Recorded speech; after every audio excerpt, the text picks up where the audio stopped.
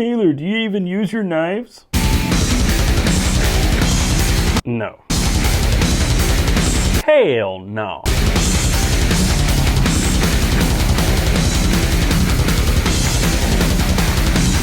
Here, beat these up. All right. So one of the biggest pieces of feedback that I get here personally on the channel is that I don't use my knives. I'm an armchair expert, and I feel like that's kind of widespread. It's kind of across the board in the EDC community. So we're going to take that and just flip the script a little bit. And why the Knafs Lander? I think personally it's the best knife for 50 bucks that you can get right now. And yes, technically it's $58, but if you use my code and buy it from knafs.com, it's actually $52 plus shipping. So it's a $50 knife. We did a bit of girl math. So we're going to test light use, hard use, and abuse. And they're also going to test like sharpness straight out of the box. To test this, I bought an edge on up, something that will measure the actual grams needed to pop that cable. The lower the number, the sharper the blade. Plain blade D2. And let's test the sharpness right now. So you put this tip down in here, and then you just bring the knife down and break that wire.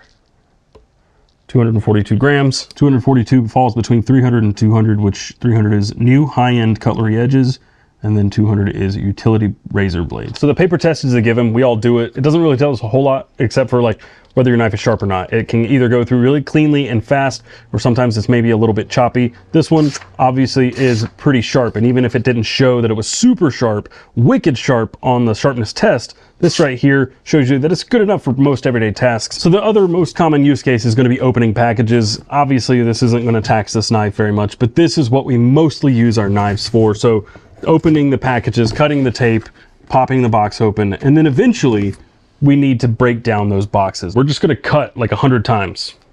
It doesn't have to be super scientific. It just kind of simulates us going through about a month's worth of boxes, right? If you get a box every day, a couple of cuts per box, get you at about 100. So we're just going to start shaving away. 4, 5, 6.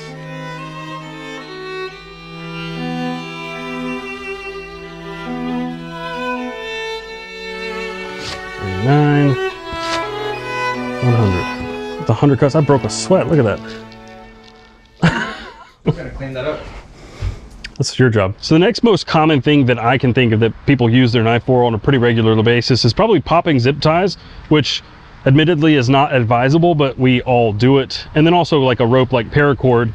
So we're arbitrarily going to cut 20 zip ties, and then we're going to make 40 cuts on paracord, 20 just kind of pulling through the cord, and then 20 on a piece of wood, just slicing it through the wood. So the wood will give it a little extra wear.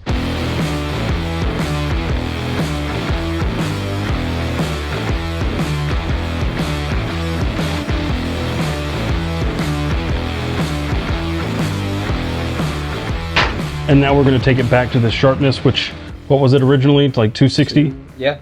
Right now, 402. 400, it says it's an edge in need of maintenance and or repair. I would not sharpen this knife at this point. It can slice paper. It's going to continue to work at this point for a long time. Actually, you could probably continue to work with this knife for 2 to 3, maybe 4 or 5 times what we just did, which is why I really like this right here. You don't have to sharpen your knife. This is the Work Sharp guided field sharpener, and you can just kind of hit this hone and then strop it, and you can probably get a pretty good amount of edge back or bite back to your edge. And you're just going to run it across this ceramic hone a few times, and then you just take it across the strop and do kind of the same thing. Oh yeah, it's got some bite to it again. 223, that's actually better than factory. So maintain your edge. I just want to take a quick moment to thank the sponsor of today's video, Work Sharp. Originally, this video was not sponsored at all. We were just going to destroy a Knafs Lander and see what it could handle through torture tests, and that was that. And then while we were filming, we're like, man, what if we just got this knife back to working order? So we're going to try that at the end of this video. But in thinking about it, it made a lot of sense. And in my mind, there was only one logical sponsor for the video, and that's Work Sharp, because I already used their sharpeners to sharpen, maintain, and even fix my own knives. So we pitched the idea to them. They absolutely loved it. They were on board. So I just want to say thank you to Work Sharp for sponsoring this video and continuing to support this channel and make things like this possible. So go check them out. And now back to the video. Now we have to see if it can actually handle all of this stuff. Real work. What you know about real work? I don't know anything about real work. So it handled the light duty stuff. That was no question. Now we're going to actually put this thing to the real test, hard use. What is hard use? When I think of that for a knife, I think of somebody who is using their knife for their day job. Construction worker, landscaping, home renovations, whatever that may be. We are going to use this knife hard. Wicked hard. Wicked hard. Wicked. That's what we're going to do.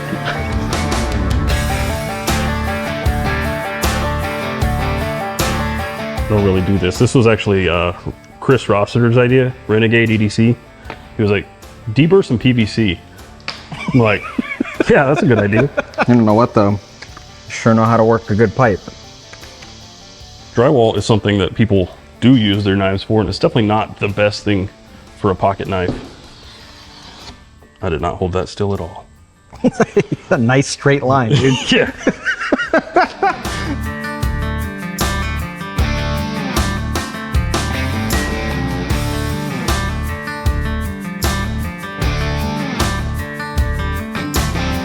This next one is actually going to hurt me a little bit because I need a new garden hose at my house, and we just bought this one to destroy, but oh well. This is now the test hose. Huh.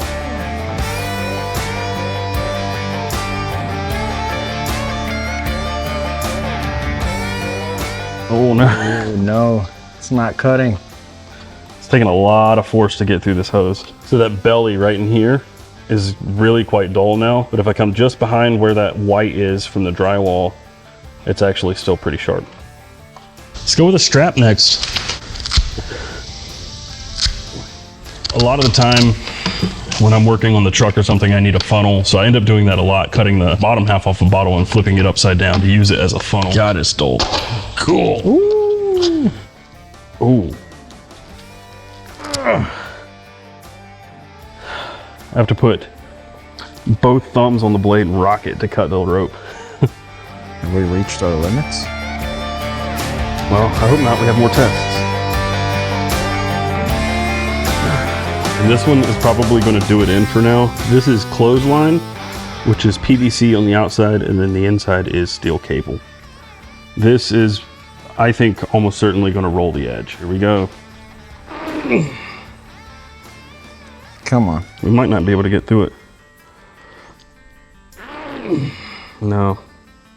I can see a visible roll. There's only one thing left to do. What you got there, dude? Dead blow mallet. That's kind of scary. God. I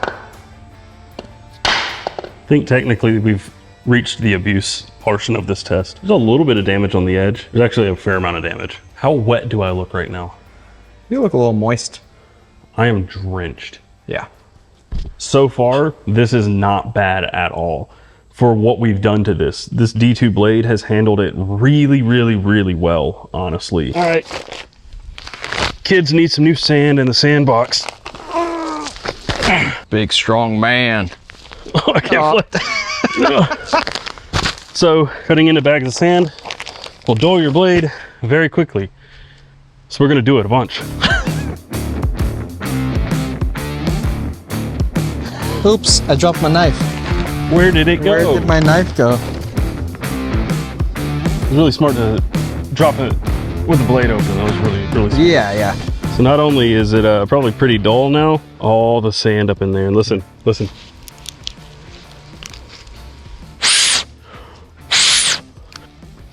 We're good.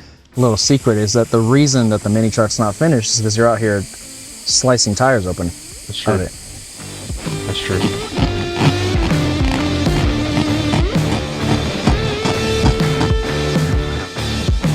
Oh, nice. It's a quick and easy way to change your rims. Yeah, this is actually how you change a tire.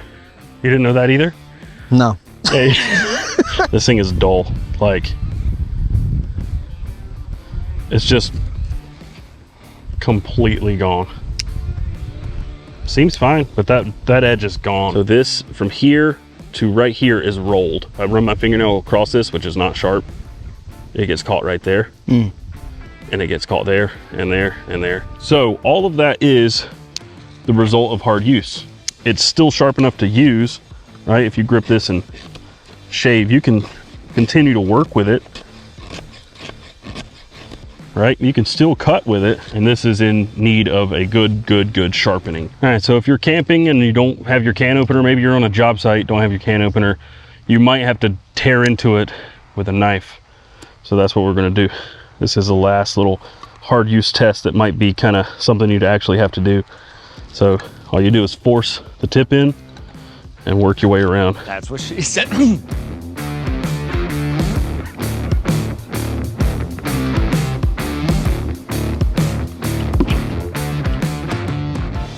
Ew. It's a hard-working man right there. Nothing like looking over your land while eating Cold beans. cold beans that may or may not be expired. All right.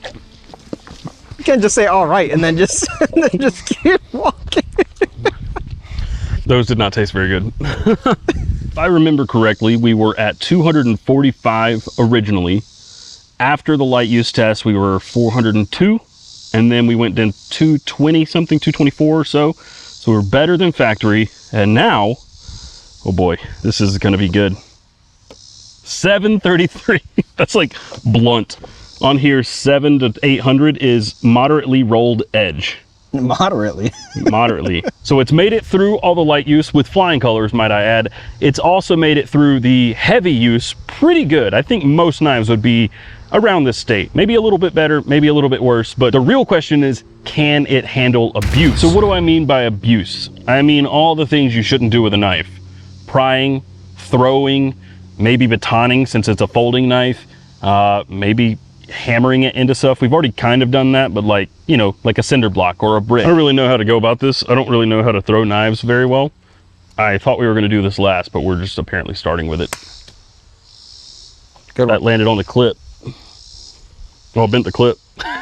First throw. Look at that. You bent a clip without putting it in your pocket.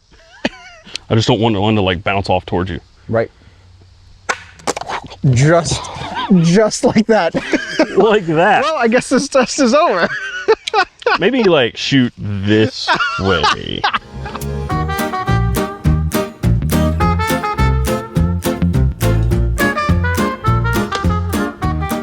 Hey! Hey. Kind of want to hit the lock or hit the back of the handle, like just full on swinging. Go find it. Still good. Little blade play. You can see it too, Oh yeah. but it's not. I think it just needs to be tightened, honestly.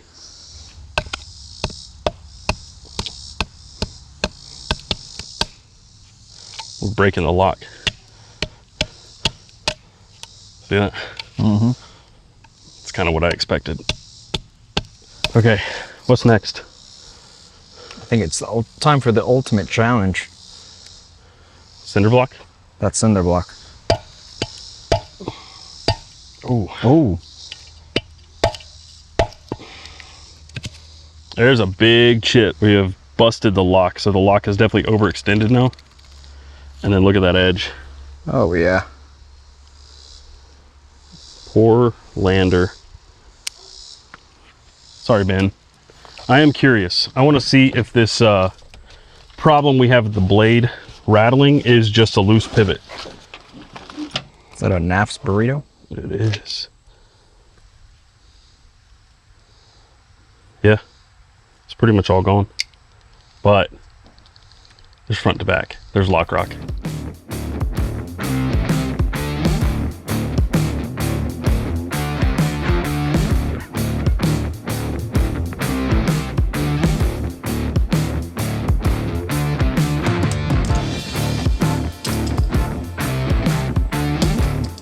Taylor made the mistake of leaving the lander with me,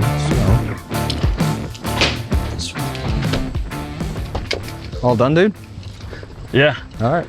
Actually, I gotta go to the store real quick and grab something else to test. Okay. Be right back. See you, man. Wait, Taylor. Taylor, wait. Taylor, no! Oh, God. Dude. Did I forget that? Oh, thanks. Yeah. The scales have started to split and like delaminate. The G10 is coming apart in layers thanks to running over it. There's front to back lock rock. The side to side is gone because we tightened the pivot. There is significant rolling and bending of the edge, as well as a big chip. But we are still going to try and get this edge back to a workable edge. We're going to use the Work Sharp Kin Onion with the grinder attachment to see if we can repair this blade. We got to remove a lot of material, and then we can switch to something a little more with a little more finesse.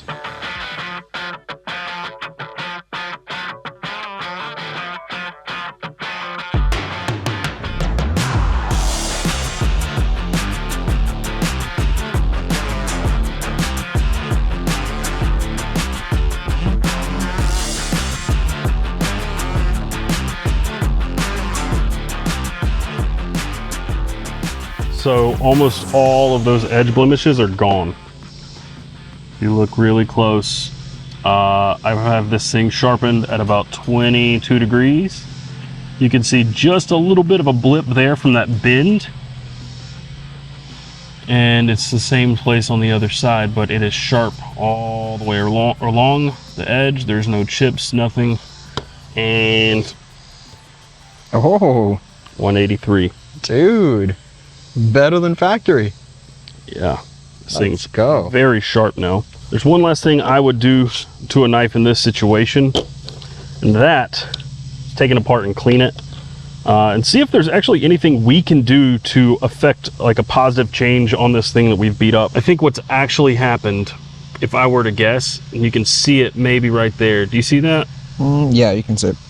The edge of the lock bar has kind of rounded, which is what allows it to slip now and to go further. So in beating on this knife, this pushes harder on the lock bar and just peened it basically, so it rounded over that lock bar, and that's why it's slipping. You can't really come back from that without having a whole new liner. One of the last points I want to make, especially like specifically about this lander and some other knives, but the lander in particular, is that, okay, so say this happens, right? You drop it, you run over it, your scales delaminate like this right here. So you can get scales for this knife from a lot of different places. Chroma scales, bend directly, and I just happen to have a second set of these from another lander that I've had.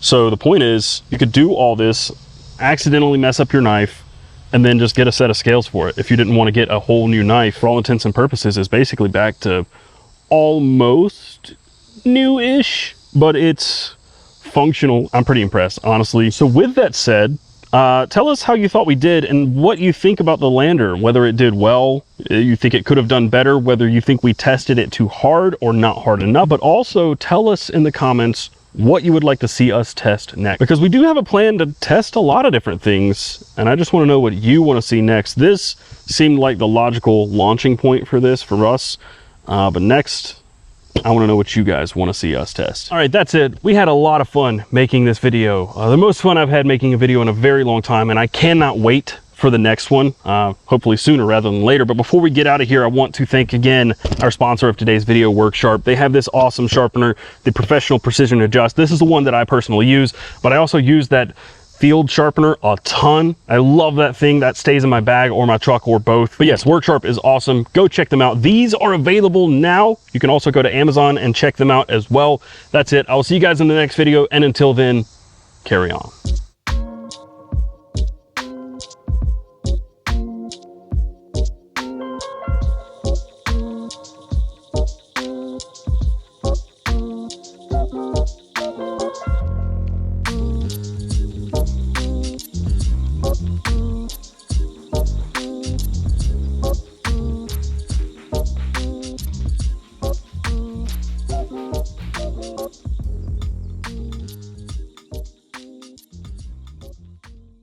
You think we should test an Akuma next?